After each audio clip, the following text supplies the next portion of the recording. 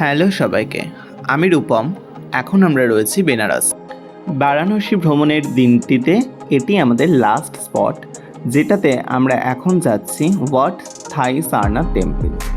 Ramnagar fort থেকে বেশ কিছুটা দূরে এই সারনাথ টেম্পল, আর তার জন্য আমাদের পার করতে হচ্ছে মা গঙ্গাকে। গঙ্গার ওপর দিয়ে আমরা যখন ব্রিজ পার করছি, নিচে দেখা যাচ্ছে সেই নমঘাট। গঙ্গা নদীর তীরের এই প্রধান আকর্ষণটি হলো তিনটি বিশাল ভাস্কর্য, যা নমস্তে চিত্রিত হাত জোড় করে তৈরি, যা অতিথি দেব ভবা অর্থাৎ অতিথিদের সর্বদা স্বাগত জানানো এবং তাদের সাথে ঈশ্বরের প্রতি শ্রদ্ধার সাথে আচরণ করা এই ধারণাটি প্রদর্শন করে।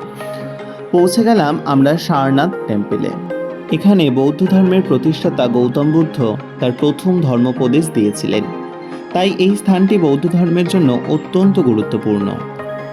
এখানে রয়েছে উচ্চতম বুদ্ধ স্ট্যাচু, যেটির উচ্চতা ৮০ ফুট, এবং সেই বুদ্ধ মূর্তির সামনে রয়েছে বিস্তৃত শালুক বন।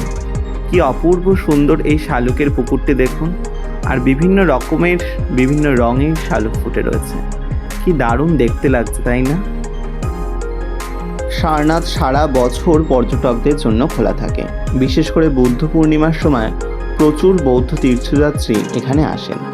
বৌদ্ধ ভিক্ষু, সাধক ও গবেষকরা এই স্থানে বৌদ্ধ দর্শন চর্চা করেন। মৌর্য সম্রাট অশোক সারনাথে বহু স্তূপ ও স্তম্ভ নির্মাণ করেন।